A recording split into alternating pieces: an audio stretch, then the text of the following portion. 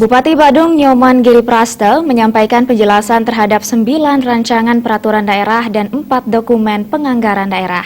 Hal tersebut disampaikannya pada pembukaan rapat paripurna DPRD Badung masa persidangan kedua kemarin di ruang utama Gosade, Gedung DPRD Puspem Badung.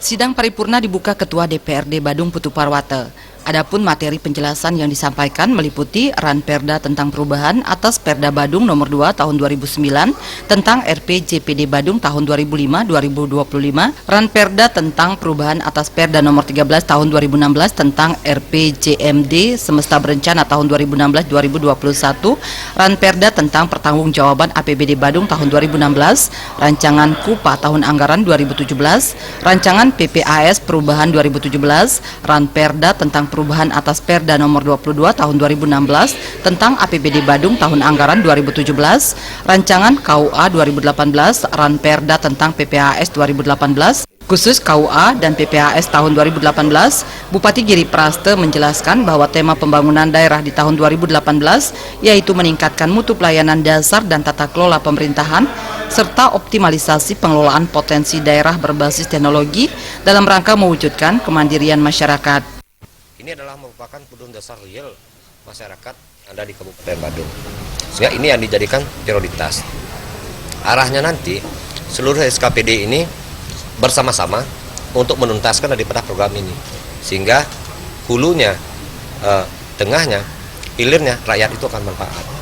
Bahkan format daripada APBD antara belanja publik dengan belanja aparatur itu, belanja aparatur hanya 24%. Ketua DPRD Badung Putu Parwata menyatakan masa persidangan kedua DPRD Badung kali ini merupakan pembahasan terbanyak yakni 13 Ranperda. Ini merupakan kinerja optimal DPRD Badung. Pihaknya juga memberi apresiasi atas raihan WTP oleh Pemkab Badung untuk APBD tahun 2016. Jadi hampir 73,49% ini dimanfaatkan oleh kepentingan masyarakat. Belanja publik. Ya, jadi belanjanya, kemudian belanja publiknya, belanja langsungnya itu 52,3%. Jadi biaya tidak langsungnya itu 47,3%. Ini luar biasa. Wakil Ketua DPRD Badung sekaligus Koordinator Badan Anggaran DPRD Badung Made Sunarte menyatakan pada APBD Perubahan Kabupaten Badung tahun 2017 terjadi peningkatan berkisar 721 miliar sehingga APBD Badung sesuai usulan Bupati menjadi 6.172 miliar. APBD tahun 2018 diusulkan untuk dibahas oleh Dewan adalah berkisar 6,2 triliun, yang mana dari 6,2 triliun itu terbagi dan berbagai urusan pemerintahan dan 78% merupakan dari pendapatan asli daerah pembiayaannya. Nah, itu berarti juga ada peningkatan.